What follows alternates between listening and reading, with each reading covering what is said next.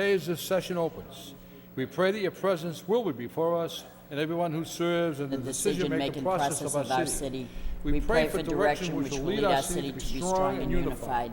May we continue the legacy of our founders. May we be granted this day the wisdom to make decisions which will be for the good of our city. We also pray for your special blessing on all those who are working to transform our city and make it a better place to live and work. Amen. I pledge allegiance to the flag of the United States of America and to the republic for which it stands, one nation, under God, indivisible, with liberty and justice for all. Mr. Clerk, roll call, please. Councilor Lenzi. Here. Councilor Martin. Here. Councilor Armand Mercia. Here. Councilor Rita Mercia. Here. Councilor Milanazzo. Here. Councilor Broderick. Here. Mayor Caulfield. Here. Councilor Elliott. Here. Councilor Kazandrian. Here. 9 present. The chair would like to recognize Councilor Rita Mercia. Thank you, Mr. Mayor. I'd like to offer a moment of silence in Docking Chamber for Lance Corporal Joshua Bernard, a decorated Marine of 21 years old who died August 14th in Afghanistan's Helmand province as a casualty of Operation Enduring Freedom. Although he was a resident of New Portland, Maine, he was born in Lowell, and we hold him as our own. Joshua was assigned to his unit in May of 2007 and deployed to Iraq in January of 2008.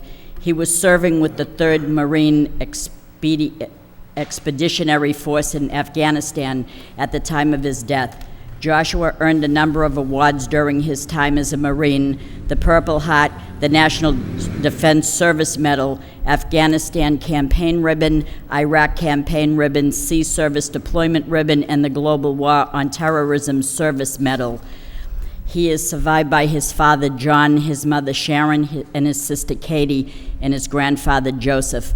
Joshua paid the ultimate sacrifice, and there are no words to describe the sorrow of this great loss. Our thoughts and prayers are with his family. And my second moment of silence in Docking Chamber is for Thomas G. Tommy, a member of a prominent Lowell family, a lifelong member of the Lowell community residing in the Centerville section of the city. He was employed for many years at the Filene's Basement in Boston, then years later at Anderson Little in Lowell until his retirement. Mr. Tommy leaves 3 brothers: Edmund Ned Tommy, former executive director of the Lowell Water Department; William Tommy, Lenny Tommy, and his wife Catherine Tommy, a former City of Lowell employee in the Treasurer's office, as well as many nieces and nephews. We join together in offering his family our sympathies. He will be truly missed. Thank you, Mr. Mayor.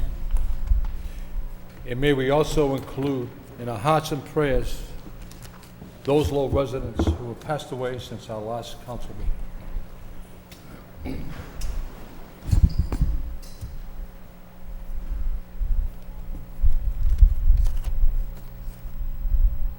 May they rest in peace. Thank you.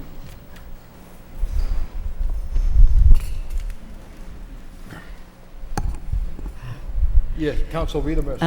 Mr. Mayor, before we begin the council agenda this evening, there are many times when you recognize people before the start of the council meeting for outstanding service to the community, for opening a new business, or many such things as that.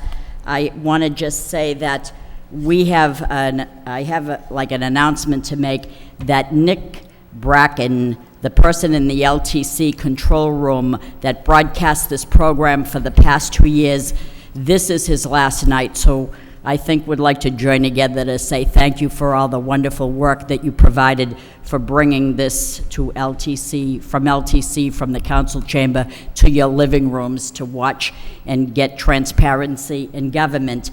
So having said that, there's a second item that I thought was quite interesting when I did a tour today of City Hall with some very fine young ladies from UTEC and the Lowell Community Health Center, and I was talking to a person who nonchalantly told me that he had worked in City Hall for 30 years, 15 years as the city clerk, 8 years as the assistant city clerk and 7 years in the parking department. Together, we have a person who I think needs a congratulatory note of recognition for his fine, outstanding service for 30 years, our city clerk, Rick Johnson, over here. I'd like you to join me in giving him a round of applause. 30 years is nothing to sneeze at, so congratulations.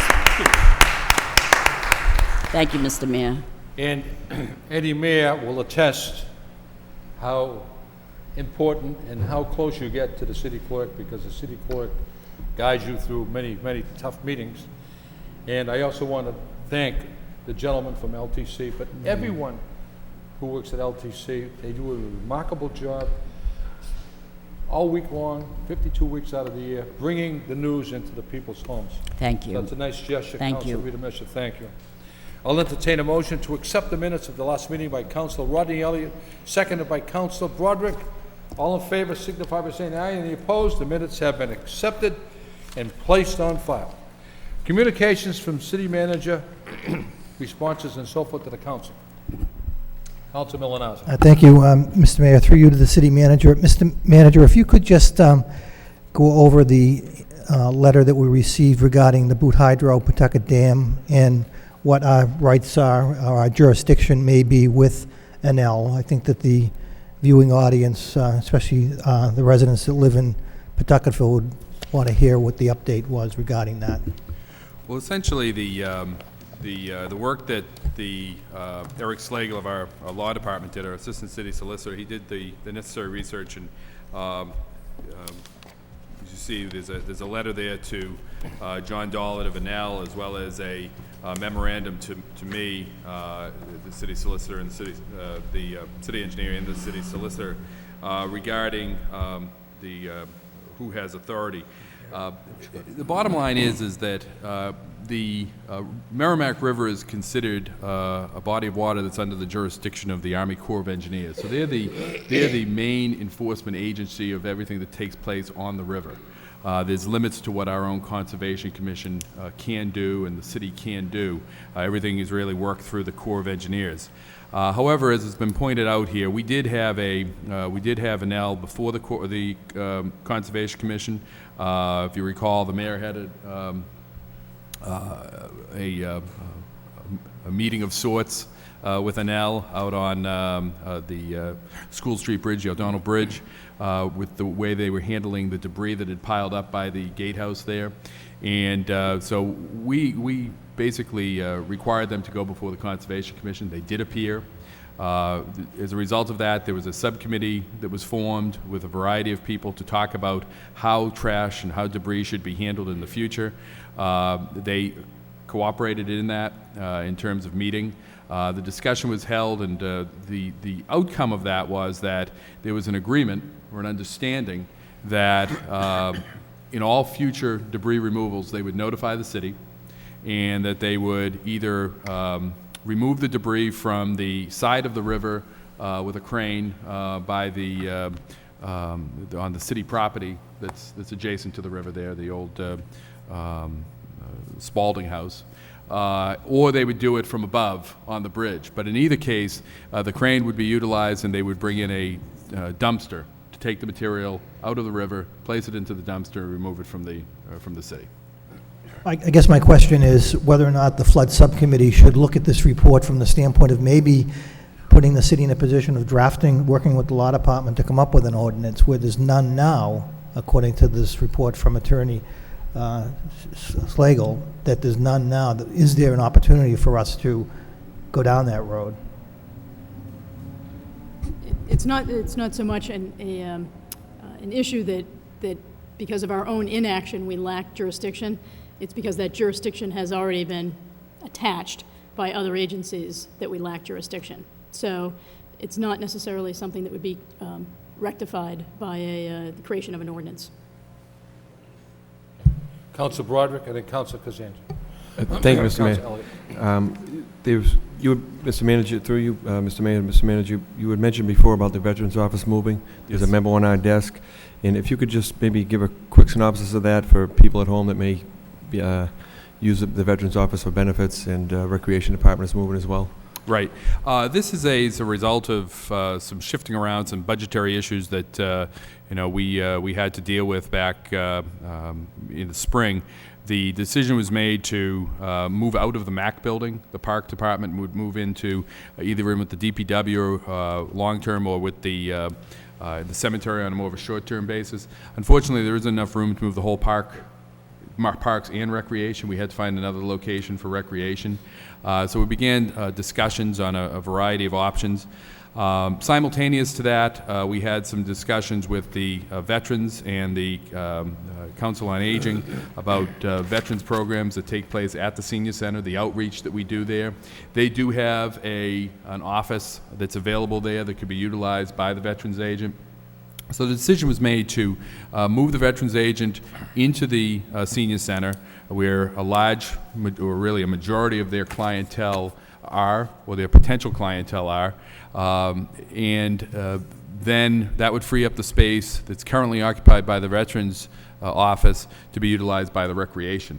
That's, I think it gives us some benefits in terms of putting the Veterans Office in a place that they can do that outreach that they have been doing, except doing it on a daily basis. So I think that's beneficial. On top of that, it gets recreation out of the MAC building, which we were leasing from the state. Unfortunately, it required us to pay the utility bills, which was substantial, and we also were on the hook for repairing the elevator at the MAC building. We had block grant money that had been set aside for that, but there's better uses that we have in the city for that block grant money. So right now, Michelle and Eric have been working on joint efforts with the move into the senior center, and Tom Belgard is looking forward to getting his recreation people over into the city hall. And same hours, though, for everybody? Yes, same hours and, right. Same telephone number? Absolutely. Thank you. Council Kazanjian, then Council Elliott. Thank you, Mayor. Going back to the Anel letter, it states that we do have some jurisdiction on the riverbanks, but not so on the dam. Maybe the city solicitor can. I just don't understand why we were able to have some jurisdiction on the riverbanks and not the dam itself. Can you explain that? What Attorney Slagle, I believe, was speaking to was not having control over the river itself, but once the debris is removed, having control over the method of removal of the debris. Yeah, but he also states in a letter that the conservation has an option when they move the debris from the riverbank of the river. So in other words, if it's along the riverbank, I guess we have an option to some type of jurisdiction, but why don't we have the jurisdiction at the dam itself or by the canalway? That's, Mr. Manager? I think that the point he makes here is that the conservation has jurisdiction over work which, just to read from this, that would remove, fill, dredge, alter, or build upon land within 100 feet. So it's dealing with the land within 100 feet, and the debris removal doesn't fall into that category. So it's really actions that are taking place in the river which fall into the jurisdiction. And I have some experience with dealing with the Merrimack River for a number of years now. That's all controlled by the Army Corps of Engineers, because it meets the threshold of a body of water that falls under their jurisdiction. So they control, they're the ones that actually oversee all of that. All we can control is conservation, is what takes place on the land up to the, within 100 feet of them. now, when they're moving debris, are they notifying us? Yes. They are notifying us and pulling permits and doing whatever's necessary? Yes.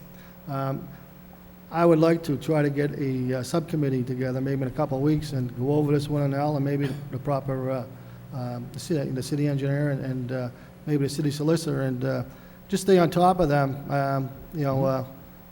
It's been an ongoing battle with them for a number of years, and I just would like to stay on top of them. So come springtime, we're not going to be surprised and have any type of issues or problems, and maybe have an ongoing meeting with them. I know we have closed-door meetings, but it seems like if we're meeting in subcommittee meetings, I think things get done a little bit better, and we bring things out in the open, and I think they move a little bit quicker, which they don't move that quick to begin with, So maybe we can set something up with Councilor Elliott. He can set up a meeting and get something going. Just in response, I think that's, I certainly think that's a good suggestion. They have already done one debris removal, and they followed these procedures. They're scheduled, or they've anticipated that they'll have to do another one in the near future, and they've told us that they're going to follow the same procedures. So there seems to be that taking place with regards, certainly with the debris removal. But I think Yeah, having them in, yeah. if the subcommittee wants to meet and have them in, and certainly make the solicitor's office available as well as the city engineer. Yeah, I think it's important. This company's very lax, and they have a bad history of not doing what they're supposed to do. So I think if we stay on top of them, and we're not going to have that surprise come springtime, and thank you. Councilor Elliott? I think it's a good idea. I'm happy to call a meeting. So, Mr. Manager, following in line, what you referred to is the first option that was preferred and has been used by NL, and that is to file a one-time determination of applicability.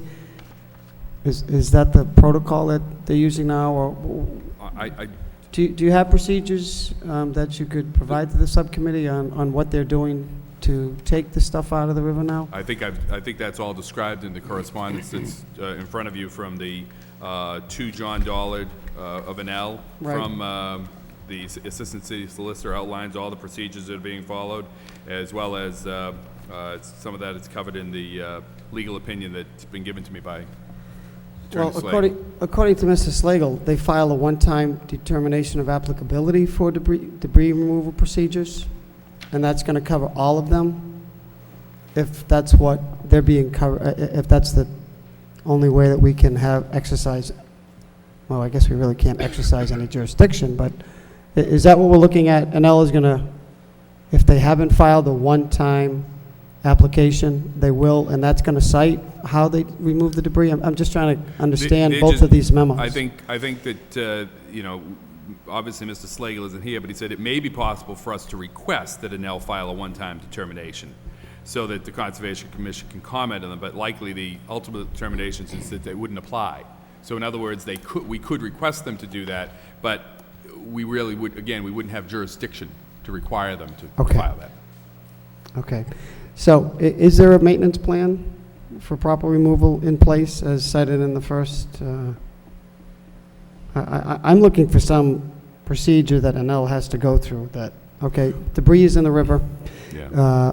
They know they have to take it out. There's no requirement for them to take it out that we can enforce, right? There isn't a requirement. There's a desire on their part to take it out because they have their apparatus there that needs to be kept clear. Right. Again, I think the opinion of Attorney Slagle working through the regulations, the statutes, and consultations is that our jurisdiction is limited. The procedures to be followed are, one, it's outlined here, they give us notice. Two, they make the determination with our participation as to the best way to get at the debris, whether it's from the bridge or from the shoreline, and that they take the debris out and they put it in a dumpster. And it's pretty simple. But the first option is what this group of NL, NPS, DCR agreed to, that's probably the best way for them to do that, to take it from the banks, from the riverbank. Either way. Either wherever- or? Okay. Either way they could do it. Obviously, if they take it from the bridge, they have to get a road, a street closing permit. Right. Or some type of permit from DPW in order to be able to access it from that area. Okay, so they have either option, there's no requirement at this point. I guess that's what I'm trying to get at. Whatever is the easiest for them to get the debris and for them to put it into the dumpster.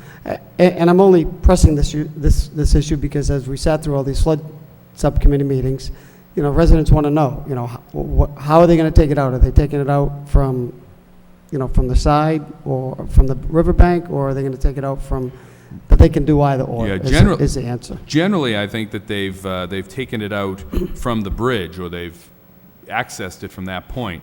The idea of taking it from the bank is something that I believe is relatively new.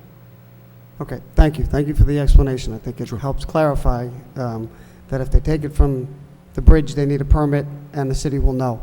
If they take, if they take it from the bridge, they have to get a permit, Right. and the city will know. Right. If they take it from the riverbank, It's on city property, and so the city will know. thank you very much. Council Kazanjian? Thank you, Mayor. Council Elliott brought up a good question. I think once we get an L here, we can put that question as a maintenance program. We can put it right on the carpet and make sure that we get that, plus many other questions we'll ask. And also on the permit, if it's on the bridge, can we make sure that they have a weekend permit instead of weekdays, especially now where September's coming up and school's coming back in a session? I mean, to close that one lane down during a weekday is going to be disastrous. So if we can make sure that they work on the weekends, Saturday or Sunday, and where it's not going to really affect the traffic pattern, and We can certainly work with them on that. yeah, you know, I'm sure it's not going to be a big issue for them to do that Saturday versus a weekday. So, Council Lindsay? Thank you, Mr. Mayor. How long is the work going to be going on the Quinn Holmes Bridge over at Saints? The traffic, I mean, you probably know this already, but the traffic was down Andover Street to River Road one day, and today it's all the way back to Shed Park. So it's Right. and people are, there's a little road rage going on over there. Mr. Manager? But it seems like maybe there could be a detour sign to steer some people to the Bridge Street Bridge or something. I'll ask the city engineer to work with Mass Highway. This is a Mass Highway project. We can see what can be done about that.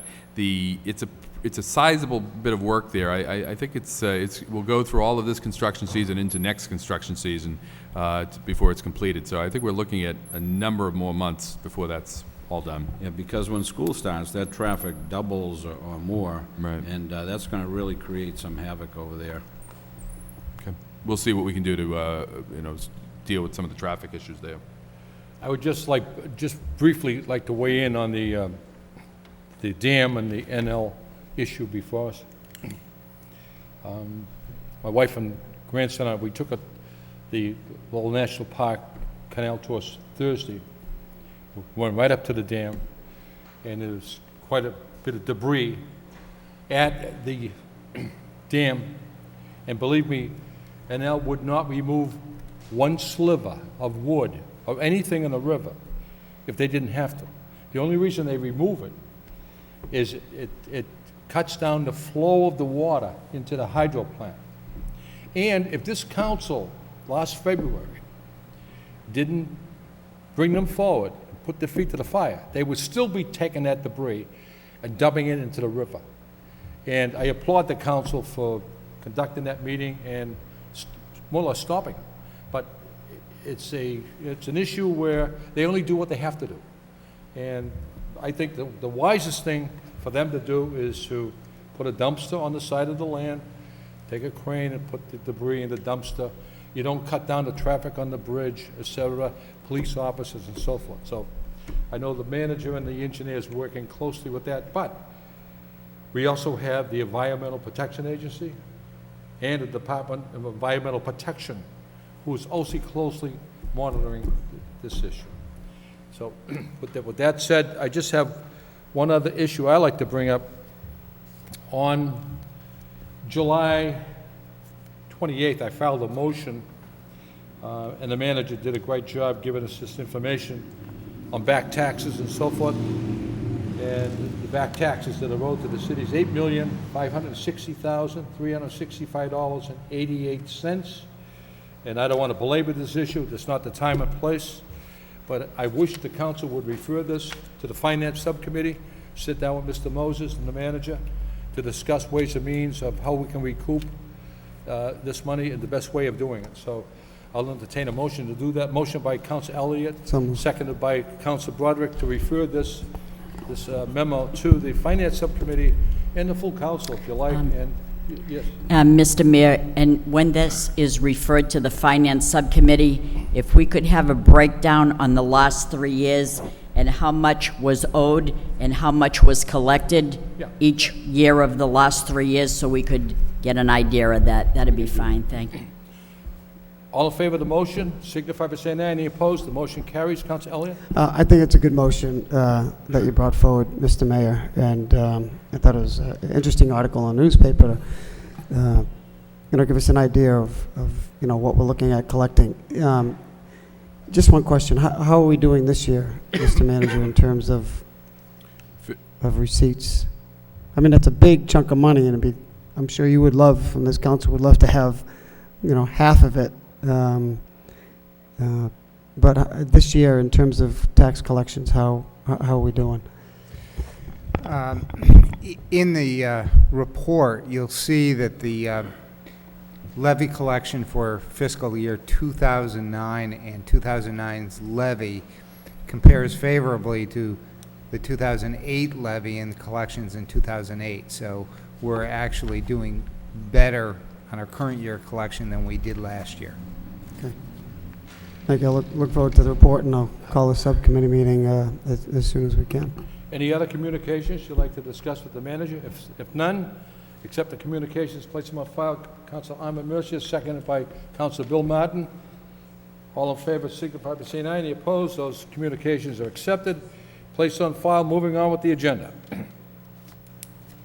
As Planning Board reappointment. Dear Mayor Caulfield, members of the City Council, pursuant to the authority specified under Massachusetts General Laws, Chapter 41, Section 81A, it is with pleasure that I am reappointing Mr. Richard Lockhart, 91 Beacon Street, Lowell, Mass. 01850, to a new 5-year term to the Planning Board effective September 1st, 2009, and expiring September 1st, 2014. Confirmation by the City Council is required for this reappointment and is hereby requested. I will be happy to answer any inquiries you may have concerning this appointment. Council Broderick? Motion approved. Motion approved by Council Broderick, seconded by Council Rita Mercia. And before we take a roll call, we have many, many dedicated people who serve on boards throughout our city.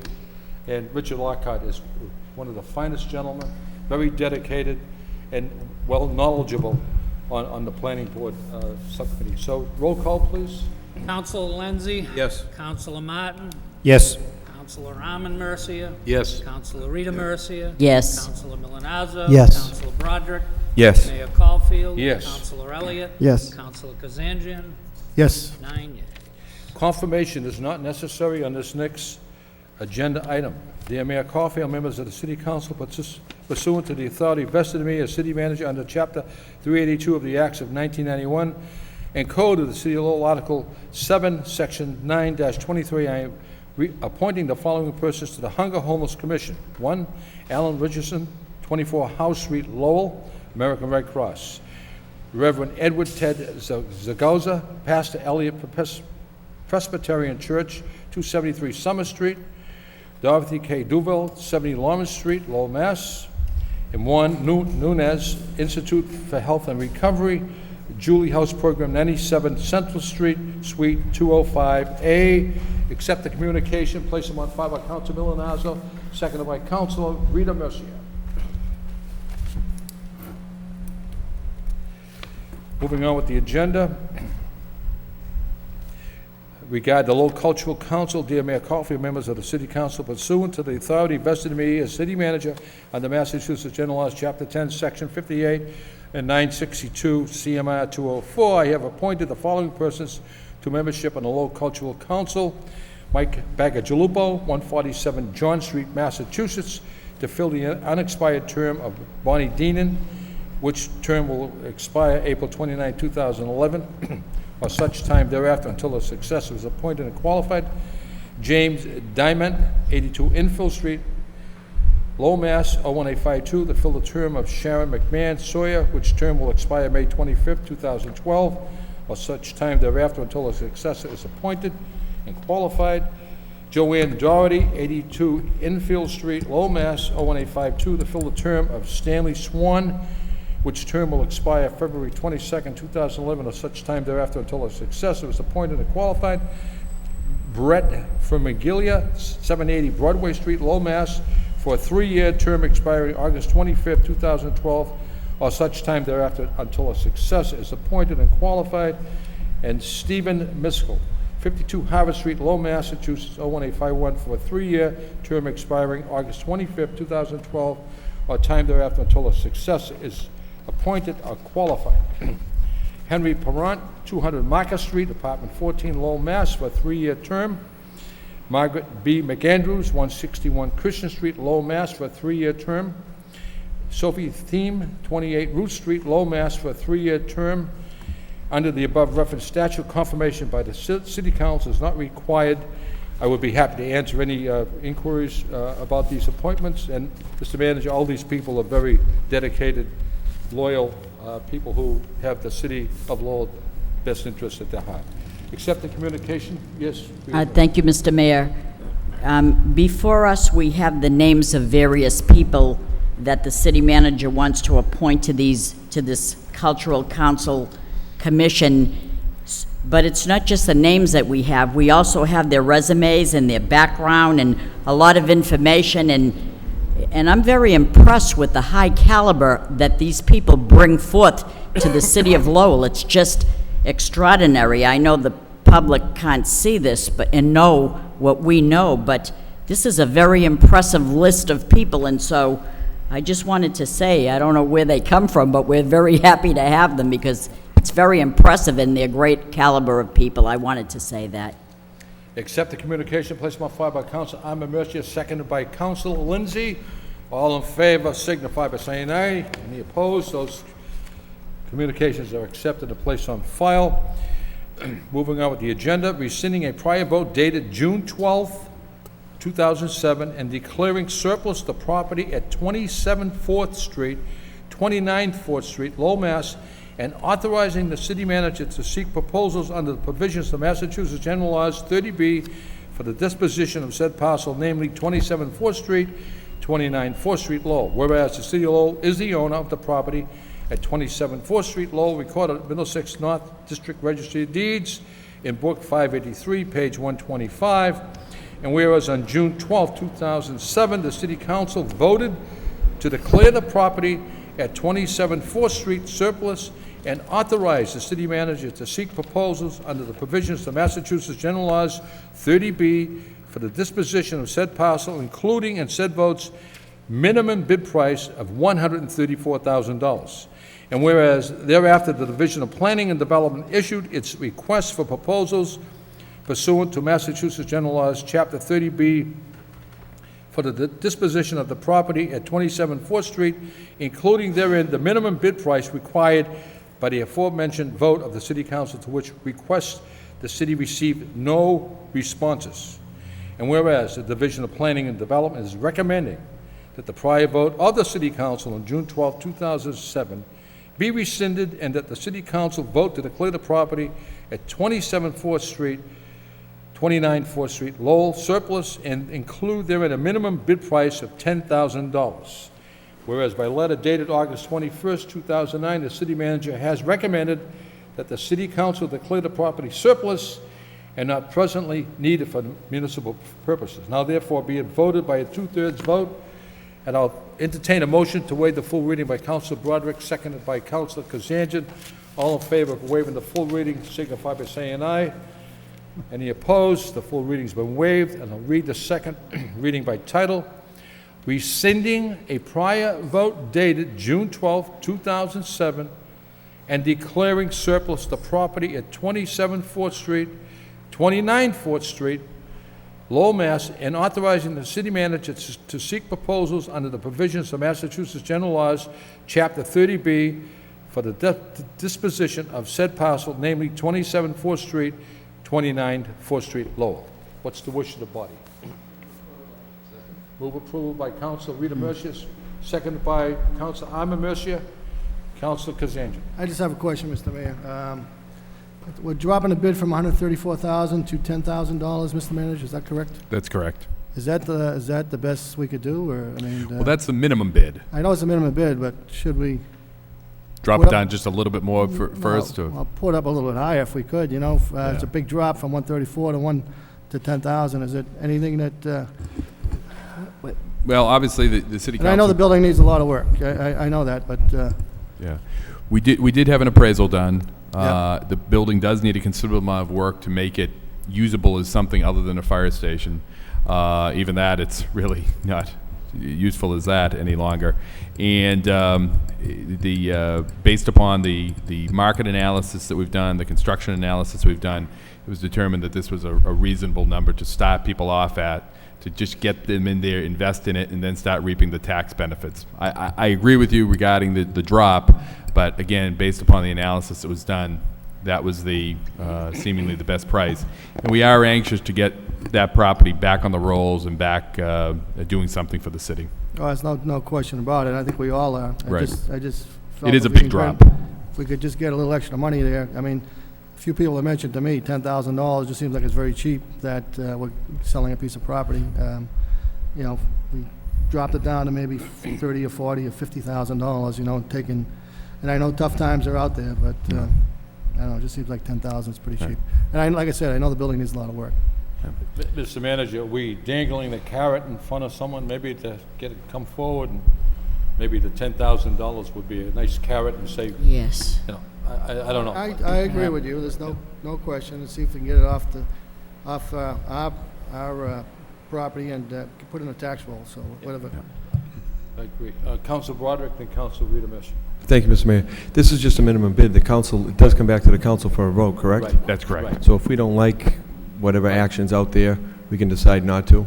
Right. Okay, so it's gonna come back to us? and- Absolutely. Yeah. Oh, okay, Absolutely. all right, Right. okay, good. It's very similar, if you will, to the property that we had on Lawrence Street that we went over and over trying to get the Okay, price. And all right. finally, we did get someone to buy it, and they did put the money into it. And it's important to us, too, that we have it at a price that's at a level that someone will go in and do a good job with it, rather than, but And- I agree with you, Counselor, that the higher the price, obviously, the Is better this off we gonna are. be for residential, or It would be for residential development. any amount of units, or is it single family, or Adam, how many do you 4 think units. 4 units? 4 units? Right. And is off-street parking, everything there? Off-street parking?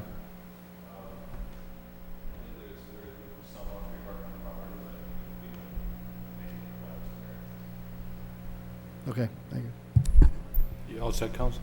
Yes, thank you. Council Rita Mish. Thank you, Mr. Mayor. When I saw 135,000 for the bid, minimum bid, the last time dropped to 10,000, well, an antenna went up. But if you read the whole thing, the way that it talks, it makes a lot of sense. And of course, we want to get as much as we can, but there are stipulations in this requirement for this property that although the buyer would be eligible for certain different program funds, such as the Federal Neighborhood Stabilization Fund and the Lowell Rental Assistance Program, in exchange, there would be a restructuring which would place that building, ensuring that it remains affordable for households at 50% of the median income for at least 15 years. So that in itself is a good thing. Therefore, the 4 units would probably qualify for the Julian Steel replication plan, which that in itself is a second very good thing. With all this in place, the development would be estimated to be around $900,000. And so to say the minimum bid is $10,000 because of all the money that you'd have to put in to meet the requirements for the funding would be balanced out.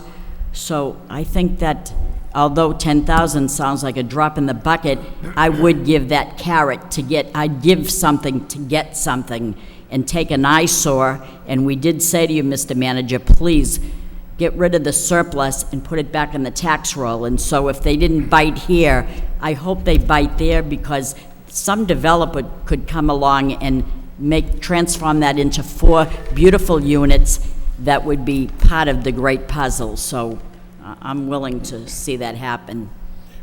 I think that, Council Kazanjian? Thank you, Mayor. I'm definitely going to vote on it tonight, but is there some possible, can we have an opportunity to maybe do a walkthrough of this building, this facility, but before, you know, it comes up to whatever bids we do get? And is there a plan on this building, any type of plan? Do we have any type of plan set forth right now? Do we have a plan? We're pretty much leaving it up to people as long as they meet the minimum criteria, but we can certainly do a walkthrough. That's not a problem Yeah, at all. I'd love to, just take a look at it, and I Sure. could probably, I might just say, when I come back, say, you know what, you're absolutely right, $10,000, just get rid of it, and, but if I can do a nice walkthrough and see what the building looks like inside, and I'll have a good idea what it's gonna take. Absolutely. I think everyone agrees with Council Kazanjian. We want the most bang for the buck we can possibly get on this building. But Mr. Manager, that building's been sitting idle, what, for 10 years? And if 4 units were built into that facility 10 years ago, that's probably $8,000 a year in taxes. So there's $80,000 we have lost. So you can look at it both ways. So I'm all in favor of getting a building that's sitting there doing nothing. The 10th Street School is a perfect example of that. And it sat there for a long, long time, and Bill Flanagan and his wife approached me and said, can you please do something with that property? So I filed a motion to put an RFP out on that building, and now it's a gorgeous two-family home. It's on the tax rolls, and hopefully we can do the same thing with this. Any more discussion on this issue?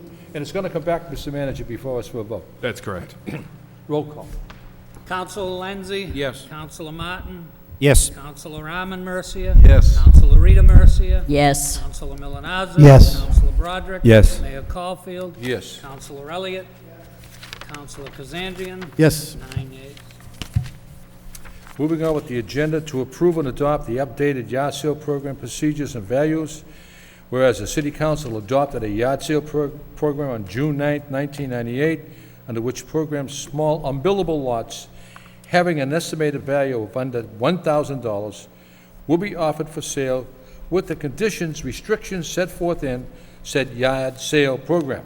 And whereas it has been determined by the Division of Planning and Development evaluation of the yard sale program that certain changes need to be made. And whereas the costs associated with preparing the properties for sale can sometimes exceed the amount collected from the sale. And whereas the city manager recommends the approval of the updated yard sale program, procedures and values, and whereas the details, terms, and conditions of such procedures are spelled out in attachment marked A, which is incorporated herein in a new up-to-date appraisal for the yard sale program marked B. Motion to waive the full reading by Councilor Arman Mercia, seconded by Councilor Rita Mercia. All in favor of waiving the full reading signify by saying aye. Any opposed? The full reading's been waived. The second reading by title. To approve and adopt the updated yard sale program procedures and values. Any debate, any issues with the council? Councilor Kazanjian? Thank you, Mayor. I know it's been going on for a number of years, and I think it's a great idea to get these land and put it on a tax roll. I guess I have a couple of questions for Adam. Okay, if we have two abutters, do we split the lot and each abutter gets a portion of this property? How does this work, Adam? Well, the way the program works is when a lot is declared surplus and made available, all of the abutters who are certified by the tax assessor are invited to respond to the request for proposals. And among those who do, there's a set of criteria built into the program that favors owner-occupants over investor owners, and there's some other priority given within that. From that, a yard sale committee makes recommendations to either sell the property to a particular abutter or to subdivide the property among multiple abutters if the abutters note in their application that they're willing to accept a portion as opposed to all of the property. And it'll vary on a case-by-case basis how that ultimately plays out. But again, as with other property transactions, the final decision rests with the city council, and that no sale or no subdivision occurs under the yard sale program without the city council approval. Okay, so in other words, if you have two or three abutters, each one will have an option to buy a portion of that land, just subdivide it evenly, and they'll have an option to purchase it if they are willing to do that? That's right, Okay. yes. Also, is there any type of stipulation as far as green space or paved area? Is there any requirements as far as that is concerned? Well, the program's designed to give people, particularly in our denser neighborhoods who don't necessarily have any yards, the opportunity to build yard space, have gardens, or have off-street parking. Okay. But any off-street parking that they construct must be in compliance with zoning, and zoning does provide for buffering and certain requirements that they need to meet.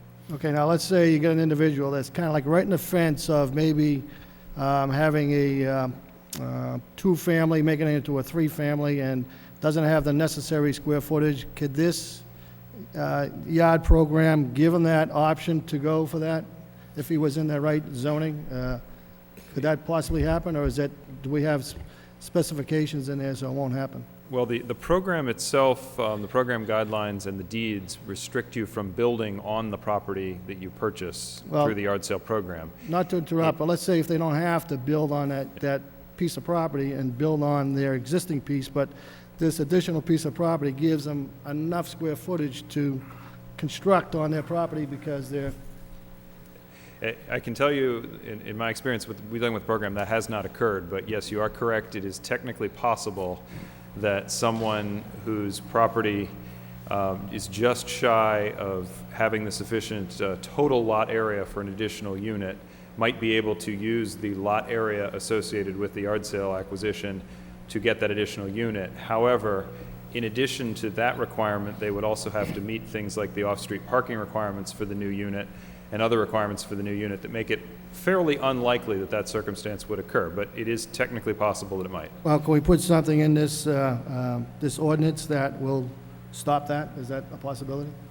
Certainly, the program is a creation of the city council. And if the I city think it's a council great wishes to program. I change just it- don't want to have an issue, you know, back in the, when the boom was going on, there were houses sprouting up everywhere. I just don't want to have an issue down the road where, I mean, it might be a situation where we get a two-family right now, and we vote to sell some land, and now it creates, and they're going to have enough square footage to do what they have to do. So Yeah, maybe we can put some language in there to prevent that. Yeah, if it's the wish of the council, that's certainly something that can be done. Okay. Anyone else? Adam, I have a question.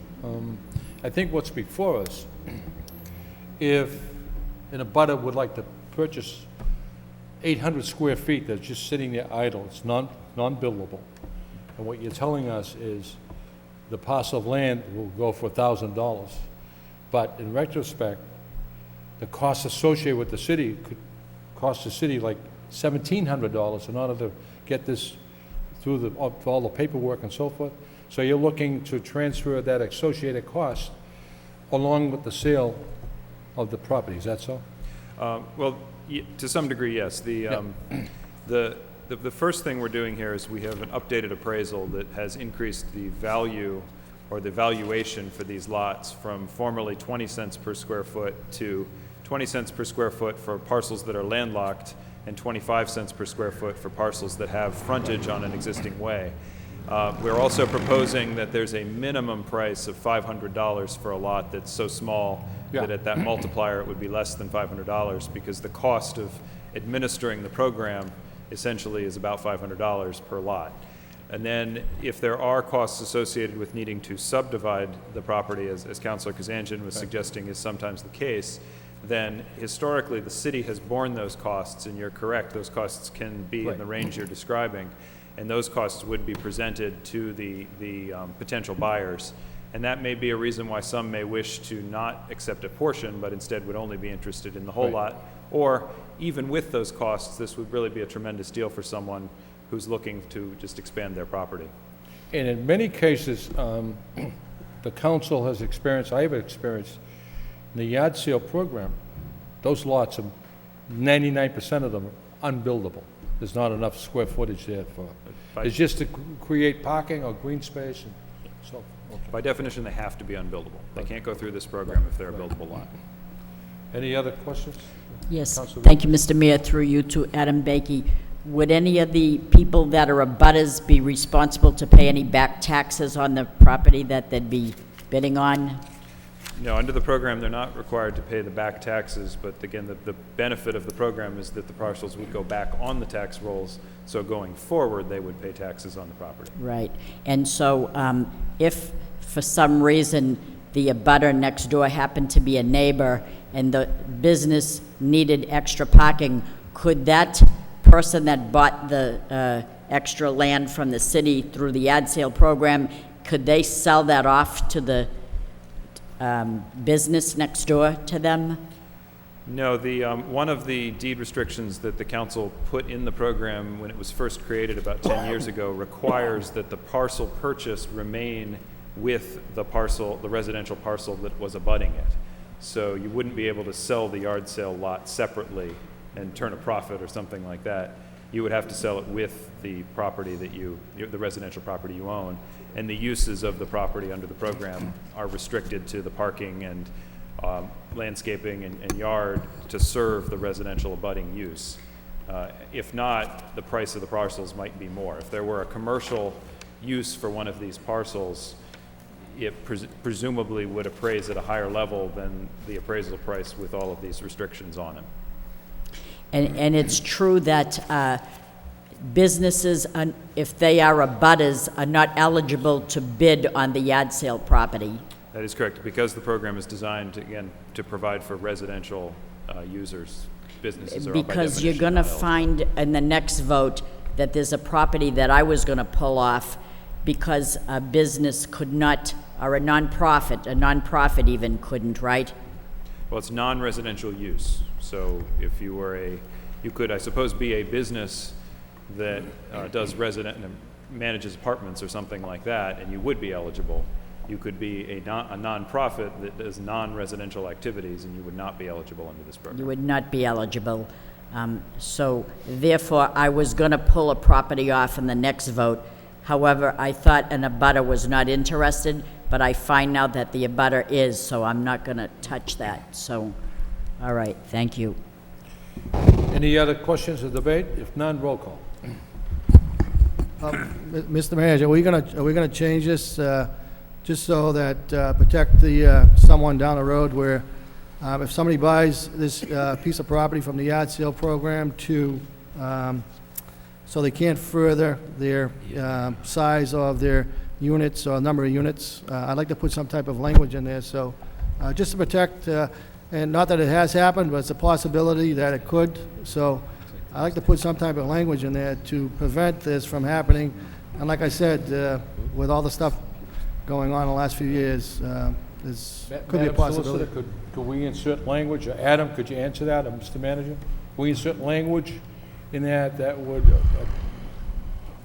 prevent somebody from purchasing the land and then making a profit on it.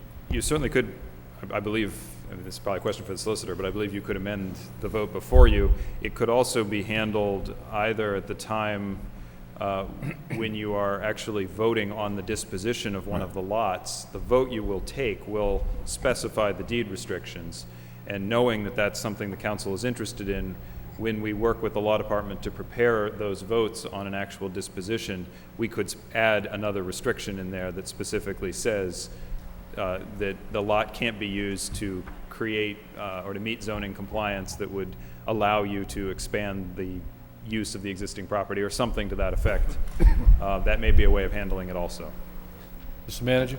And just as a way also of doing this, I mean, we could go that route right now, approve the changes in the yard sale program as proposed, keep that in mind for the 5 properties that we're looking to sell now, and then we can draft up some language perhaps to bring back to the council for further changes to the yard sale program moving forward that addresses the concerns, and then the council can take that up. Is this going to come back to us, or is this a vote to, does this come back at all? This will not come back. This is, the vote will be the vote, but then we can come back to the full council or a subcommittee with some draft language to amend it further to meet your concerns. So in other words, if we vote for this right now, these number of piece of these piece of properties will, they can have a possibility of doing what we just talked about. Unless you put but we could put the deed restrictions in on these 5 properties Right. at the time of disposition, or Okay. even at the time of Do we bidding have- out, if that. Do we have to make a motion for that, or is that? Let the solicitor Yep. into the debate here. I think she might have some Right, well, I mean, ways to... there would need to be a motion that presented tonight to do that. The other issue, the manager's suggestion that what's before the council, if it's allowed to go forward, we can take a look at it. One of the things that I think we'd want to take a look at and be careful of is what kinds of restrictions we can legally place on this type of disposition, and whether any sort of doctrine of merger may take place once someone goes through this process and acquires the additional land. Sitting here tonight, I'm not 100% sure what that answer would be, but certainly I understand what the intent behind the motion is, and we can look at it from that perspective to see if that would be something that we could put in terms of restriction. But the bottom line is it would come back to the council anyway. Is this something we can wait a couple of weeks? In the meantime, we can have a subcommittee and bring it up and the solicitor can work on it and get some language to make this thing. I think the next vote that's before us is depending on this vote. So, Can I just make a suggestion? yes. I would like to suggest that we approve this, and that Council Cassandra make a motion, have the law department and the manager look at the concern he has and bring it back as an amendment Right. to what we're approving tonight. Insert And that should take care of it. different language. Would you be happy with that, Counselor? That sounds good. Okay. Counselor Milonazo? Through you to the city manager or the city solicitor. Again, Councilor Kazandrian does this as his business. He's a real estate developer. I mean, is this appropriate for us to even be talking this way, or for him to bring motions up? I mean, it's almost like the pot calling the kettle black. I mean, I just don't. Counselor. No, I mean, please, Mr. Mayor. I mean, Mr. Mayor, I was on the zoning board of appeals for 15 years. I do correct, have and some look at the knowledge. city, and look at the city as a result of you being on the zoning board of appeals. Whatever. You know, let's have a civil, intelligent debate.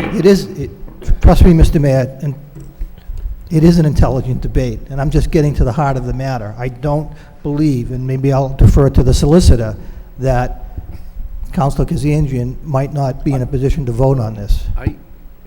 I'd just like to suggest, when did Councilor Milonazo become a conscience of this council? I really think that if there's a conflict here, it'll come forward and it'll surface. To suggest this one when you don't have any evidence there is, I think is very disingenuous. We have one thing before us: approve the yard sale project that was put together, and then Councilor Kazandrian, if he chooses, to make an amendment to insert as his concern about this. And if anything surfaces that may be a conflict, I don't think it's the council's role to make that determination. As long as it comes back here. Pardon me? As long as it comes back here Yeah. for a vote. The amendment will come back to us, I guess that's what we're talking about. So we're So going to can we vote. just vote on the yard sale We're going to program? vote what's before us, and Yeah, we can insert Let's- language to protect the city of. by a separate motion. That's all I'm trying to do, protect the neighborhood and Right. protect the city. That's what it comes down to. Any further ado?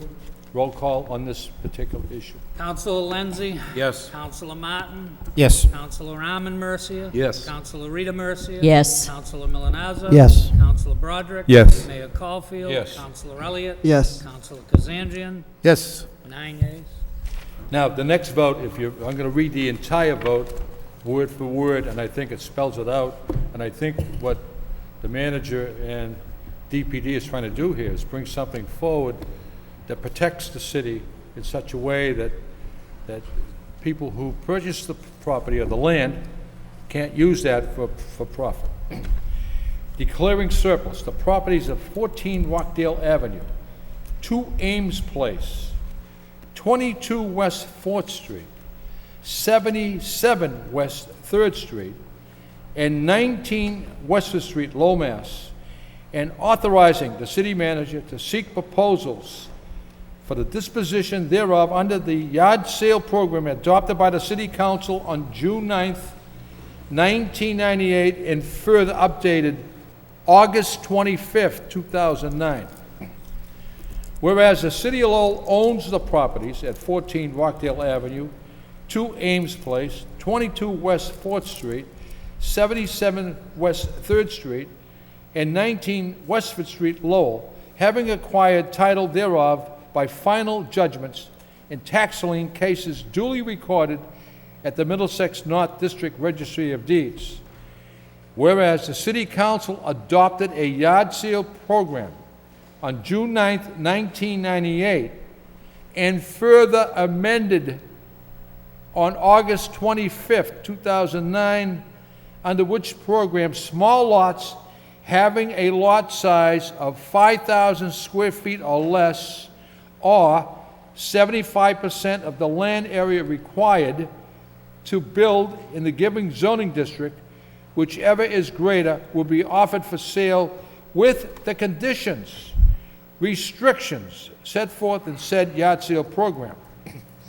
Whereas it has been determined by the building commission and the city manager after inquiry of all departments that there is no need for these properties for municipal purposes, And whereas the Commissioner of Inspectional Services, as custodian of said properties, has recommended such transfer sale, and now therefore be it voted that the City of Lowell properties at 14 Rockdale Avenue, 2 Ames Place, 22 West 4th Street, 77 West 3rd Street, and 19 Westford Street, Lowell, Mass, are hereby declared surplus properties and not presently needed for municipal purposes. The city manager is hereby authorized to advertise for proposals under the provisions of the yard sale program adopted by the City Council on June 9, 1998, and further amended August 25th, 2009, for the disposition of said properties, and to include therein a minimum bid requirement for each such properties as follows. 14 Rockdale Avenue, $500, 1,413 square feet. 2 Ames Place, $500, 1,560 square feet. 22 West 4th Street, $583, 2,330 square feet. 77 West 3rd Street, $720 for 2,878 square feet. 19 Westford Street, $500, 1,005 square feet. Be it further voted that any and all notices requirements under the yard sale program shall be given to applicable abutters in accordance with Code Section 60-2D. Be it further voted that the city manager, city treasurer, and other proper officers be and all hereby authorized to execute any and all releases and dissolution of any of all demolition, cleanup, liens previously imposed by the city on any of the above listed properties without payment thereof. Be it further voted that the city manager and or the city treasurer be and hereby are authorized to execute and deliver any and all documents related to the sale and transfer of the aforementioned properties under the terms and conditions of the yard sale program. Be it further voted that upon conveyance, any and all necessary recording of documents at the Middlesex North District Registry of Deeds shall be at the expense of the grantee. Second reading by title. Declaring surplus the properties at 14 Rockdale Avenue, 2 Ames Place, 22 West 4th Street, 77 West 3rd Street, and 19 Westford Street, Lowell, Mass., and authorizing the city manager to seek proposals for the disposition thereof under the yard sale program adopted by the City Council on June 9, 1998, and further updated August 25th, 2009. There it is, word for word. What's the feeling of this elected body? Move approval. Move approval by Council Broderick, seconded by Council Milonazo. Any questions or debate? Before we ask a roll call, it's very evident the price and the square footage is there beside every property. And some of that property, Adam, is unbuildable.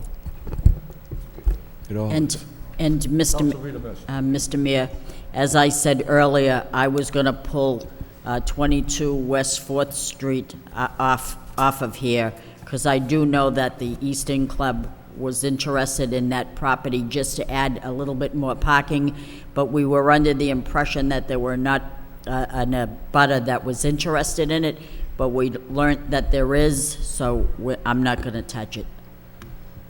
Councilor Kazanjian? Thank you, Mayor. Like I said, the program is a great program.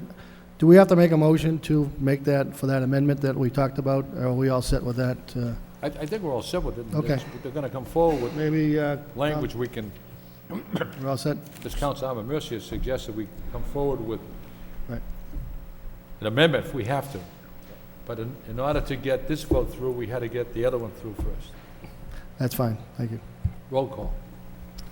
Councilor Lenzi? Yes. Councilor Martin? Yes. Councilor Armin Mercia? Yes. Councilor Rita Mercia? Yes. Councilor Milonazo? Yes. Councilor Broderick? Yes. Mayor Caulfield? Yes. Councilor Elliott? Yes. Councilor Kazanjian? Yes. 9 yeas. authorizing the city manager to apply for, accept, and expend a grant from the Stevens Foundation in the amount of $5,000 to help fund the Summer Student Police Academy. Whereas the city of Lowell is desirous of accepting a grant from the Stevens Foundation, and whereas the grant will make available to the city the sum of $5,000 to provide funding for a portion of the Summer Student Police Academy. Now therefore be it voted by the City Council of the City of Lowell that the city manager be and is hereby authorized to apply for, accept, and expend funds from the Stevens Foundation in the amount of $5,000 to provide funding for the Summer Student Police Academy, second reading by title, authorizing the city manager to apply for, accept, and expend a grant from the Stevens Foundation in the amount of $5,000 to help fund the Summer Student Police Academy. Roll call. Counselor Lenzi? Yes. Counselor Martin? Yes. Counselor Arman Mercia? Yes. Counselor Rita Mercia? Yes. Counselor Milonazo? Yes. Counselor Broderick? Yes. Mayor Caulfield? Yes. Counselor Elliott? Yes. Counselor Kazandrian? Yes. 9 yeas. What you have before you is an out-of-state travel from the police department for one employee, the travel to, I believe Seattle, is it Seattle? Seattle, Washington. Hotel costs, there's no funding, no cost associated. approval. Move approval by Councilor Second. Mercia, seconded by Councilor Broderick. Roll call. Counselor Lenzi? Yes. Counselor Martin? Yes. Counselor Arman Mercia? Yes. Counselor Rita Mercia? Yes. Counselor Milonazo? Yes. Counselor Broderick? Yes. Mayor Caulfield? Yes. Counselor Elliott? Yes. Counselor Kazandrian? Yes. 9 yeas. Any subcommittee reports? We're going to move on with the agenda. Petitions. Miscellaneous, Wilfred Martineau, 18 Astor Street, request address council for future issues. 5 minutes or less, Mr. Martineau. Yes, sir. Thank you very much. My first thing on this one was to possibly get arrested, and I'm still holding up to that idea. The next idea was running for president of the United States, and I'm going to hold up to that too. The reason behind this is the first setup that I have, and I offered everyone the idea of what I was going to do. I wanted to talk about the media and how much coverage of negative activity they're putting on. A recent one was I believe today, was a Columbine type of massacre at San Francisco, where it was upheld by some of the teachers. This negative coverage by the media is getting way out of hand. They should be covering more of the negative and then some of peace. You know, they should make it equal. People who are getting into trouble with the school department as far as any violence goes, they want to have history. Mr. Martineau, Yes. are you using the City of Lowell's podium and microphone and LTC to announce your candidacy? Yes, sir. Well, you just can't do that. Oh, You can have a press conference on the steps of City Hall, but this is not what this is for. We'd have to give Mr. Obama an equal opportunity here. sure. I'm sorry. Well, I just, I know you have all good intentions, but yeah, we can't let you continue with your dialogue. Oh, so that's it. We can read your letter, though. Mr. Mayor, couldn't he just talk about issues that concern him, or? No, No. he's running for president. No, you can call the media, have a press conference on the steps of City Hall, and announce your candidacy. And Wonderful. let it go. Wonderful. I But- sure will. We this- have the member of the media here. Maybe Jennifer Myers could alert the people at the Sun. Great. I mean, that will work for me. Okay. Yeah. Thank you very much. And good luck. And just being upfront and honest with you, because I'll tell you, if we let you do that, there'll be a line of people every week trying to do the same thing. We just Oh, can't. absolutely. I agree 100%. We want to wish you That the wasn't best. that wasn't my intention at all. My intention was to try to get national coverage on this and to actually bring it out where Lowell is going to feel like a safer area. Because when my kids were growing up, they were really scared. I was in fear. That's it. Okay. Done. Thank you. Thank you. Thanks. Good luck, Bill. The next on the petitions is Pat O'Connor to address the council, Plan E government, and an underride. 5 minutes or less, Mr. O'Connor. Thank you, Mr. Mayor. Good evening, ladies and gentlemen of the council. Mr. Mayor, I'd like to say at this time that the Plan E part and the underride were two separate petitions. Can you hear me? Just, okay. That the Plan E part and the underride were two actual separate petitions, and I'd like to address them separately. go ahead. If I could. I'd like to, if I need the time, I'd like to take them separately. All right. The first thing I'd like to address here is the underride. At this point in time, I would like to say that I've been out here a number of years, and there's never been anything more than my intention to try to lower taxes for people and make the city a better place to live. It's the only time I've ever griped about anything. Getting to the underride is a Proposition 2.5 underride. And one of the three reasons, off the top of my head, there's three reasons why I brought this up. One reason, first and foremost, is, as you know, during budget time, we always hear Paul Georges come out here and tell us that, you know, we need to raise taxes. We don't tax to the levy limit. All right, and you know, he wants to get his money for his teachers, and that's understandable. On a second issue of that, and I believe that, Mr. Manager, you said this during the budget hearing, that we don't receive all the local aid we should because we don't tax to our levy limit. And I think that was a statement you made, but if I'm wrong, I'll take it back. Second of all, and the most primary thing is I'm trying to lower taxes for the people in this city. And it's because something in the past that this council just has not done. I'd also like to say that I reviewed the city budget for 2010, and in there was taxes raised under 2.5, and there's the 5-year forecast that the manager had in there, and each year he has an additional 2.5% in there for taxation. And I just think that's going too far. As you all know, that when we raise taxes, it goes on people's mortgages. If people have a mortgage, then it goes on their payment, and it's extra money that they have to pay. For anybody that doesn't know what a Proposition 2.5 underride is, I guess the best way to explain it is that it's the total opposite of an override. Now, cities or towns or whatever, you know, push for an override, and I think Mr. Manager Chelmsford's done that a number of times and probably failed sometimes and passed it, but no. Okay, but anyways, I mean, when the government tries to raise things through taxation, raise more money through taxation, they go for an override, and it needs the vote of the public to do so. An underride is just the opposite of that. Now, we presently have, and I believe, and I'm close to this, is $5 million in excess levy capacity. We're right around there, which means that pretty much at any time you could tax to that levy limit. An underride, I'd like to say first of all that, again, that I brought this before you for informational purposes only.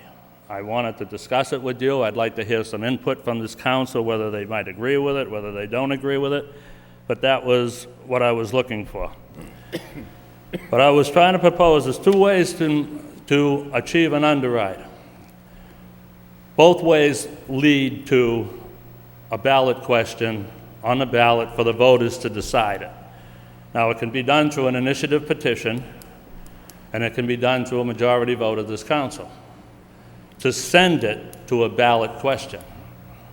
Now, if it's done through an initiative petition, can pretty much be done at any time, and then in which case you'll be forced to have a special election if you don't do it prior to. Just a tidbit of information. The proposal to do this was I'm trying to eliminate higher taxes in the city. I'm trying to eliminate the fact that when you tax to the guidelines of 2.5, I mean, it's not just a given. I mean, Proposition 2.5 was to limit government from going beyond 2.5. It was not to say, here we are, you can get 2.5% out of us every year. All right, and this is what I'm trying to eliminate. When you put an underride on a ballot question, it has to come with a money value. It has to have a value to it. It would be my proposal to sit there and probably, at this time, to look at lowering our tax levy by about $8 million. And what I want to do is I want to eliminate the levy capacity, and I want to eliminate a 2.5 increase. And that's what, over next year. That's what I'm looking at. I think it's in the best interest of the city. I think it's definitely in the best interest of the taxpayers. Now, at this point, I said what I wanted to say on this. It was for informational purpose only. I wanted to get some input. I don't know whether or not the council agrees with this. If they don't want to talk about it, whatever. I'd just like to find out if there was input. And if I just might finish, like I said, what I want to address on Plan E would be the next portion. You know what I mean? It's not part of this. Mr. O'Connor, if we took that petition and referred it to the Finance Subcommittee, and this Finance Subcommittee would certainly listen to your plan, and we could, you know. Yeah, I would just ask that the council look over this and to see whether or not it's feasible, whether it's good. On another standpoint, it takes you people off the line of raising taxes, you know what I mean? It actually forces... We don't relish the fact. I know that. That's why, but I mean, this takes you out of the picture if the people get to vote for it. So, I mean, that's one way of looking at it. I'd just like to hear if there's any input, fine, then I'd like to come back and address my Plan E issue. Thank you. Council Martin, do you have an issue? Well, I think reducing the levy capacity by $8 million would wreak havoc on the budget this year. It's not certainly something I would not approve of something like that. I would suggest that we refer this to the manager for report and recommendation as to what it would mean for the budget, for further reductions in the budget, what it would do to our bond rating, because I know the rating agencies like to see excess levy capacity. Doesn't mean we have to use it, but it's there, and it certainly reduces our borrowing costs. So I think this has broad ramifications, and if the Finance Subcommittee wants to discuss it after we get a report from the manager, I have no objection to that, but I think that this is not as simple as it sounds, and I think it would be financially devastating to the city in one of the worst years we've ever had here. So that's my 2 cents on it, and I think we need to quantify some of what the results of something like this would be to have an intelligent discussion about it. Motion to refer it to the city manager, second by Council Broderick. All in favor, signify by saying aye. And then after the fact, if the Finance Subcommittee wants to sit down and discuss it with Mr. O'Connor's plan, that's up to the Finance Subcommittee to do so. All in favor of the motion, signify by saying aye. Any opposed? Motion passes. Mr. O'Connor, on your Plan E, form of government. Thank you, Mr. Mayor. 5 minutes or less. You already had 5. Is that an intimidation tactic or what? I just want to know. I know the rules are the rules. That's and okay. Mr. Martineau found that out. That's why I did 2 petitions, Mr. Mayor. Regarding Plan E, I'd like to just, again, if you remember, and I think you'll remember, Mr. Manager, I came out here 2 years ago. I had a petition in regarding Section 108 of the Plan E Charter. And at that time, I wanted to know about Plan E government. I wanted to know what actually applied in Plan E, what doesn't. And the manager referred to me at that time and answered my question. He said that the city was working on putting together the format or whatever of Plan E, all right, and what was supposed to be together. And I've checked with the city clerk, and he kind of said they were working on something at the time. Getting back to the whole thing, there is nothing in this city, there's no document anywhere that can be found that tells what Plan E is for this city. I've checked with the city clerk's office, and he, through the kindness of his heart and his office, has been checking also to find this information. And I'd like to say at this time that he represents this city and this council very well. All right? And there's no documentation. I can't go to the city and the city clerk's office and say, yeah, let me see what the charter laws are, where are they, how do they apply?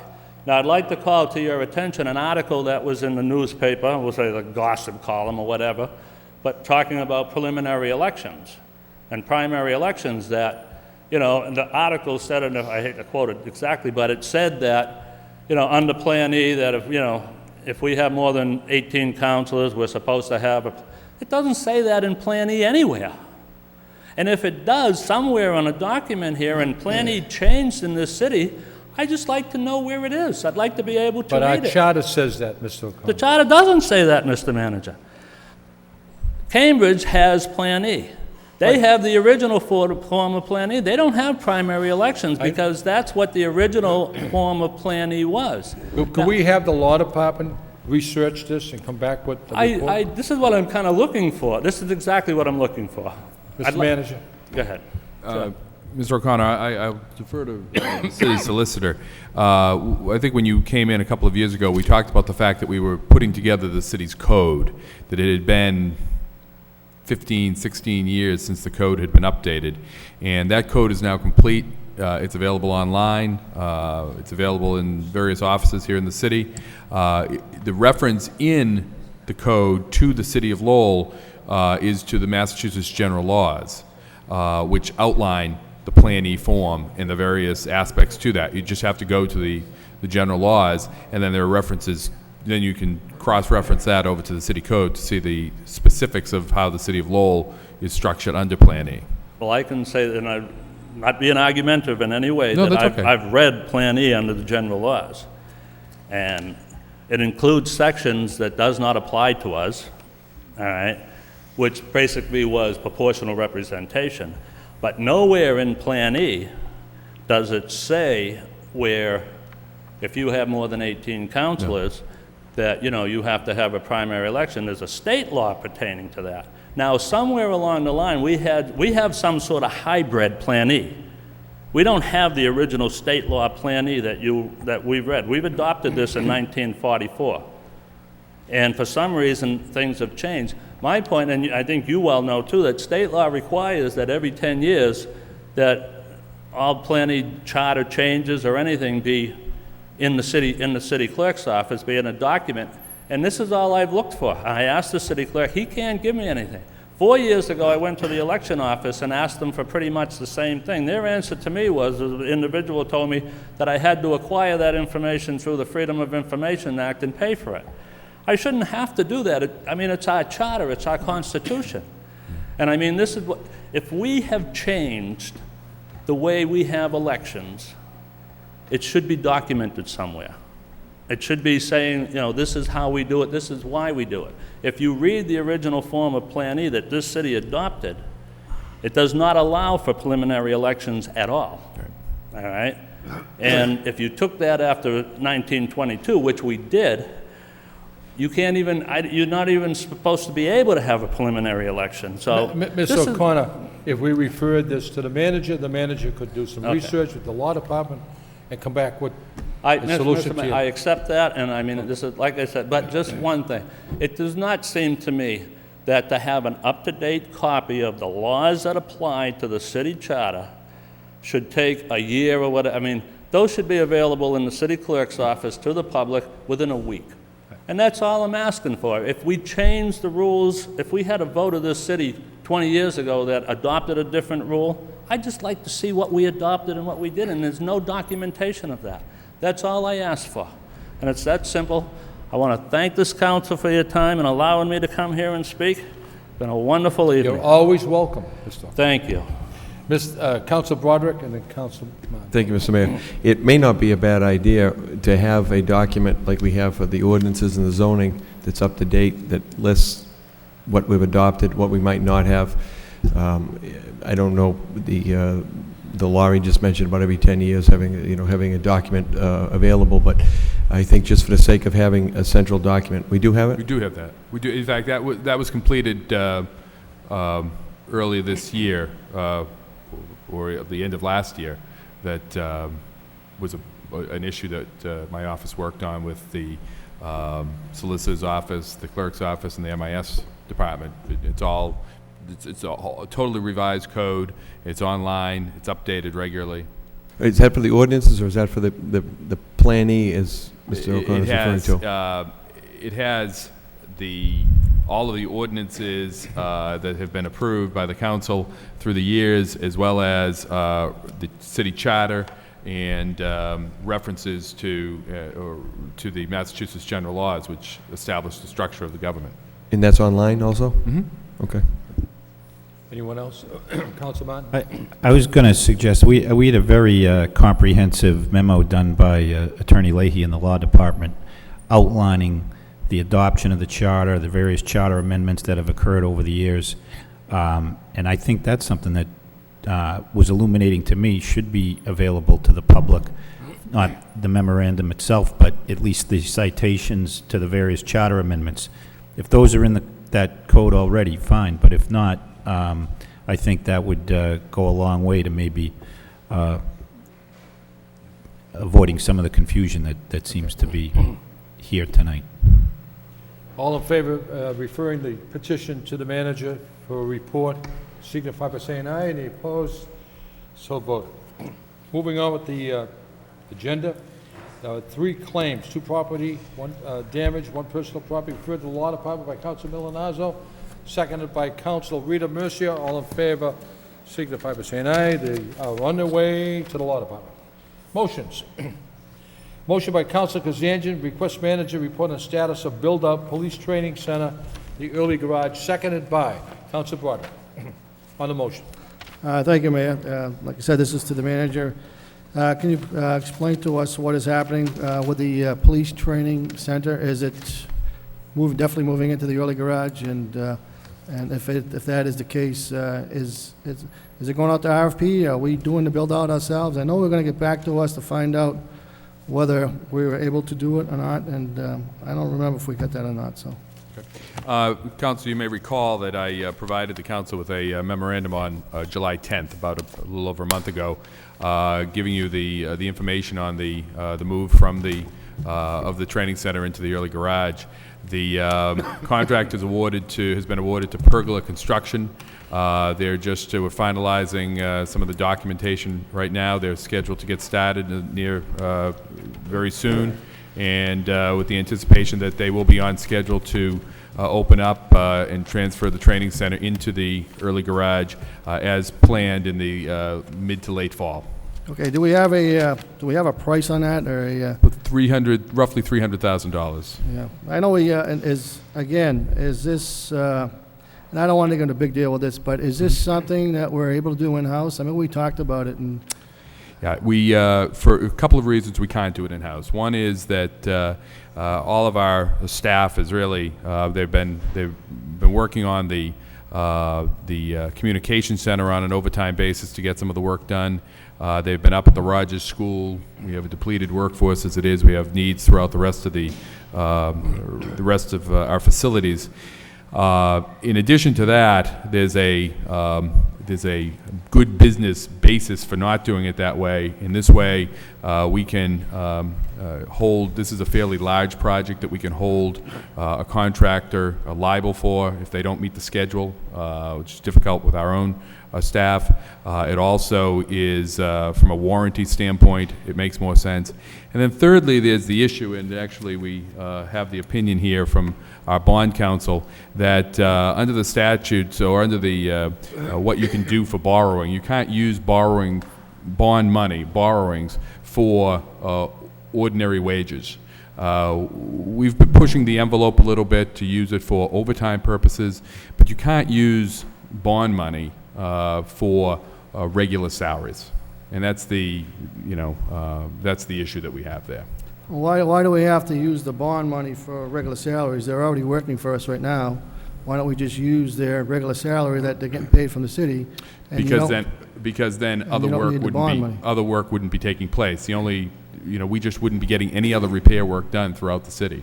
And again, in my opinion, this is the best way to move forward to get this work done in a timely way, as well as to do the other work that the city needs done. See, I look at it a different way. I mean, I look at it as a business aspect where, we're paying a tradesman probably $19 an hour, and to get somebody that prevailing wage comes in, and they're close to between the company making a profit and paying that individual $100 an hour. Yep. I mean, we're a third of the cost, and that's kind of like what bothers me and troubles me, where we have an individual here that we could, especially we have some individuals that either we laid off or use these individuals we have now working and put them in a position over here and do the work. I could see your point, Counselor. And like I said, I'm not trying to cause any issues or problems, but I look at it as a business aspect where we're paying someone X amount of dollars, and we should be, but using that. if we had a large workforce that could go in there Monday through Friday, on a regular scheduled workday, 8 to 5, then I think we could do that. But what has happened now, we don't have enough personnel to take care of our needs in the city as we speak. Yeah, we could, what I'm getting at, we could have kept some of that personnel to do the job. Well, you wouldn't be able to keep them without, where would you get the money to keep them? Well, we're paying $300,000 out to an individual. Out of bond proceeds. Yeah. We have to pay that bond back, don't we, X amount of dollars a month to... That's right. There's debt service costs Right, that's exactly. already Well, been that's incurred, what- and that's paid that's off. what I'm getting at. But that's $300,000 paid off over 20 years. Yeah. So for $300,000 over 20 years, you're probably talking, what's rough? About $30,000 a year, so we could hire one person. Okay. I think it would take more than one person to. Oh, and there's no question about it, but I'm sure we have other individuals that can help out in this facility. That's the issue. And like I that said, we I don't want to have. make a big issue, but I just look at it as a business aspect, and where we're paying an individual one and I'm, Counselor, I'm looking at it from a business perspective myself, and it doesn't make sense to do it any other way than this. I just want to interject, Mr. Manager. If we did have a workforce, it wouldn't exclude us from using them on that police precinct. No. There's nothing that says it'd be illegal. No, if we had a workforce. Because we did it in the 911 center. We used bond some bond proceeds, we used some regular salaries, and we used some bond proceeds to do some overtime work. But again, in that project, and the guys have done a great job with that, but it's taken considerably longer than it was supposed to take. It costs more than we thought it was going to cost. And it's, and again, they've done a tremendous job over there. It looks great. But the issue isn't so much that can we use our workforce to go into a public building. Obviously, we can. The issue is that we don't have the size workforce. You hit the nail on the head to do the necessary work. And the only way that we'd be able to do that is increase our budget dramatically. And that wouldn't make a lot of sense because you'd staff up to do the garage, and then what would you do after the garage was done? You'd still be on the hook for those salaries. And that doesn't make good business sense. But I think where Councilor Kazanjian is coming from, and I can see his point, but I can also see yours, that by having city employees working in the 911 center, it would have cost us triple if we had a contractor in there doing that work. So that's double-edged sword. So. Okay, thank you. Any other discussion? All in favor of the motion, signify by saying aye. Any opposed? Motion carries. The next motion by Councilor Kazanjian. City Council requests the city manager to report on the status of the possibility of the Registry of Motor Vehicles moving its Lowell location to the early garage. Seconded by Councilor Milonazo. On the motion? Thank you, Mayor. I know there's been a lot of talk of closing the Registry of Motor Vehicles on Manufacturer Street, and that is definitely going to happen, but I know there have been negotiations with the state delegation moving to the early garage, which I think is a great idea. Have we got any more feedback? What's happening with that? We have been negotiating with the, when this first broke, and you may recall, when this first broke back in July, I contacted all the councilors to bring them up to speed that, in fact, this was a possibility that we had floated to the delegation, the idea that we could use the early garage as an alternate site, particularly working with Senator Pangiotakis. And we've since had an opportunity to show the facility to the Registry of Motor Vehicles. We've been negotiating with the registry as well as with DCAM, and I think we're getting close to seeing if we can pull something together there. And I hope that we'll have some word on that within the next couple of weeks. Okay, can we get a report on it and just get back to us? Because I think it's very important. I think we all have that concern here that we need to keep the registry here in the city instead of going along. Absolutely. Again, Council, certainly that basically my report will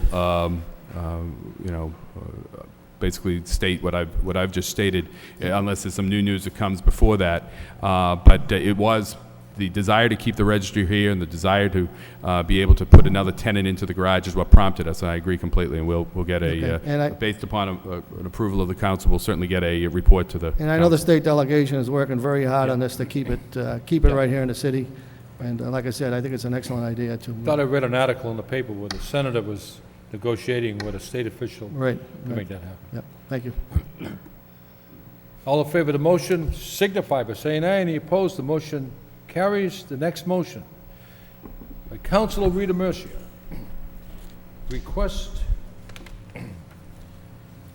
City Council requests the city manager to report on unobtained parking revenues, seconded by Councilor Armin Mercia. Thank you, Mr. Mayor. It is quite apparent that we are in fiscal hard times. None of us deny that. And it is imperative of each of us to look for ways and means to either save money, cut spending, or even find ways to make money. This is the motion that asks just that, because I'm wondering, why did we not generate some money when we had the opportunity to do so as we did last year? And I'm referring to Lot A across the street from the Songus Arena, which is the closest lot for the public to park when they go into events at the Songus Arena. I refer to the parking revenues that were taken in last July and August of 2008. July 2008, there was a concert at LaLasha Park. I think it was the Dropkick Murphys, and generated $2,995 just to park there. I think this year we had a Wilco concert at LaLasha Park, but there was no one there in Lot A to collect the funds, so that was lost money. July 2008, Folk Festival was here for 3 days last year. We generated $2,070 in parking revenue. This year, no one was there. August 2008 was the Quilt Festival for 4 days. $4,840 was generated last year. This year, nobody was there. Everybody parked free, and I know this because people were stunned to think that they paid last year and they didn't have to pay this year. August of 2008, the Lowell Spinners had 2 days where they generated $290, but this year no one was there to collect any money, and I say that the total revenue from 2008 that was lost in 2009 was $10,195. And I know that it's not a lot of money, but it's revenue just the same. We must try to find ways to bring in money and look into every avenue. And I'm going to just say what I feel, because I think it's incumbent upon each of us to try to figure out how we can generate money, whether it be through suggestions of people. I say the best ideas that come before this council to the city manager or the mayor do not come from me. They come from me as a messenger from people that I talk to, such as this next idea. Now, maybe laws are in place that allow our hands to be tied. I don't know, but I just want to give you the scenario that this gentleman gave to me, which made sense to me, and I've thought about it myself. Such as when people buy a car and they go to the assessor's office to pay on a new excise tax. Why can't we just subtract the difference and pay the balance? Why does a customer have to come to the city assessor's office and do this transaction and wait 6 to 8 weeks for an abatement check to come, which is frustrating in itself? All we need to do is to subtract the difference from the total and pay the balance. We save the time, we save money with no stamps, we eliminate the mailing, we save on overworking personnel in the office, and we make it the easiest way possible. But because this makes the most sense, we don't do it. And I want to know why we can't do that. Who's telling us that we can't subtract the difference? I don't want to wait 6 to 8 weeks. Nobody else wants to wait. Subtract the difference and let me pay, instead of this amount, this amount. Nobody gets mail. Nobody has to go through the paperwork. Is there a reason why we can't do the simplest thing? I don't know. I'd like a report on Could that. we refer your motion to the Yes, manager, please. Mr. Moses? Yes, and I would Come back like to. with a report? And I know, Mr. Manager, I know I'm going to hear 1,000 people say, she's picking on the manager again. I'm not trying to do that, but Could you that's do that one more time? but that's revenue lost, and I'm sad to hear it, because. Mr. Manager? Let me, again, I've always been very good, I've tried to be very good about responding what I can to motions while they're here, instead of just sitting back and saying, we'll get back to you, we'll get back to you. And so. And I know you will get back to me. And I will get know back that. to you. But I just wanted to state that I mean, I think that the purpose of these motions is to, one, to get the city council as a body to approve these motions that get sent on to the manager, and then I will respond back. But I'll be more than happy to give you a little bit of information. We'll get you a report on the parking revenue at Lot A. One of the things that, and I think I know where the source of your information, because I've seen that same information and we're reviewing it right now. One of the things you have to keep in mind is that's the gross amount that was collected. It's not the net amount. Once you factor in the staff that you need to have at Lot A for those 4 days of the Quilt Festival, that $2,000 quickly disappears. And you never know exactly how many people are going to show up at that parking lot. I wish I stood there and collected $5 per car. So we don't know. We'd end up paying someone, but we're actually developing a report right now on that very same issue. So I'll just forward it on to the council when it's completed. With regards to the excise tax, there are issues regarding that whether the abatement has in fact been approved. That takes time to do that. It isn't done right on the spot. It takes time. So if you do work that number off and then the abatement is denied for some reason, then the person has to be sent a bill, and then they are subject to all of the penalties that go with that under the law. So it gets a little bit more complex, but we'll get you a report on that as well. Okay. Sure, thank you. Any discussion in the motion? I just want to add that has been a concern of mine, is when a city council makes a motion to ask the manager for a report, all right, and it gets engaged this same evening. I don't think that's the right way to do it. I think that there's some time that has to be spent on that report, and then it should be sent to the councilors, and then if they have any questions, bring them up. Because you can get engaged in, and I know you mean well by it, but I've always been a concern of mine that if I make a motion that I want a report, I don't want it tonight. I want it to give it to me after you give some thought to it. Just, my idea is, giving it this evening, all right, I can't digest what you're saying with all the other stuff on the agenda. So I would want a report sent to me, unless it's something you could say right off the top of your head, but that's just my preference. I hope you don't mean me. It's become more of a concern of mine, too. Okay. I'm not asking for a report right now. No, I'm talking about his, based on what the mayor just said a little while ago, about you'll get a report from the manager, this will be sent to the manager for a report to you. Yes. Okay? And I think that's the right way to do it. Did I squawk about it? No, I'm not talking about you. I'm not talking about you. You want to step outside? I'm just kidding. All in favor of the motion, signify by saying aye. The motion passes. Next motion by Council Lindsay, to request the manager to explore placement of a visible crosswalk on Andover and Loose Glen Road. Seconded by Council Broderick. Thank you, Mr. Mayor. I know that this is a state highway, and it is a highway. And I know that there's a lot of anxious parents getting ready to send their kids off to school for another year. And, those buses stop in the vicinity of Loose and Glen Road, and the cars are just flying down there. So I didn't know if we could paint something. I know some towns have those signs in the middle that gives the pedestrians the right-of-way. If we could paint or request to the state that something is painted that kind of highlights those areas where the buses stop and let off a lot of kids during the school year. But I know the parents are getting anxious, and it's it's just a danger out there. And I know we've had signs, well, the digital signs that measure the speed of the cars going up and down, and to some degree that was effective. And also there's some work going on over there, and that might slow them down, and the bridge might even slow them down. But I really think that it's necessary that we take another step, or explore taking another step, and that would be the highlighted crosswalks. It's a good motion, Council. And I must say that some motorists in the city, they have no idea the speed laws.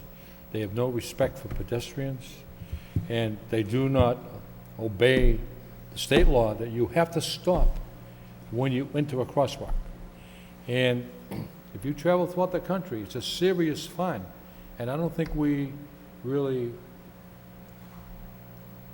promote that as well as we could. And I'd like to see that happen more, because as we all know, we've had employees right outside this building hit in the crosswalk.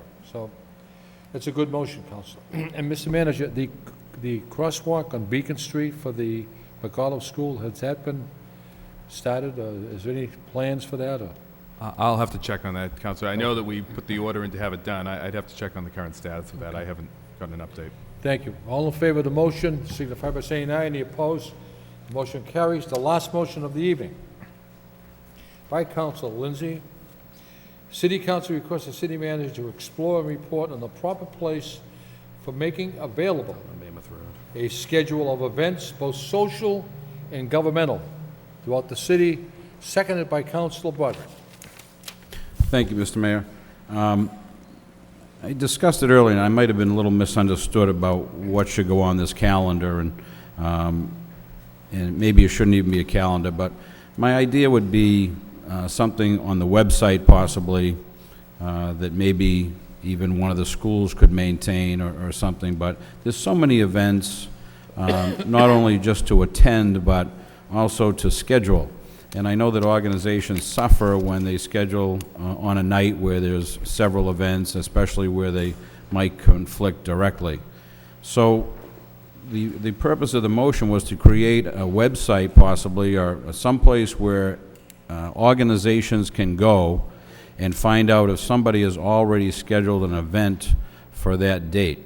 Then also it just leads into being able to go into that area, website, or whatever it might be, and see what's going on a particular date and so on. But mainly for scheduling, where we have all these conflicts and there's so many things, just an area where people would know enough to call or notify, and it would all be posted, and people who attend these, whatever it might be, fundraisers or regularly, can go to that website and use it for scheduling purposes, and also to plan out their schedules accordingly. So I don't think there's a place where we can go and do that right now. That you know, I know if we watch TLC, there'll be a list of flashing things that you have to wait and watch, events that are upcoming. But in order to schedule these events, you know, where can we go? Try not to conflict with another organization that might hurt our fundraising efforts or whatever the effort might be, and be able to use it for scheduling and attendance purposes. Okay.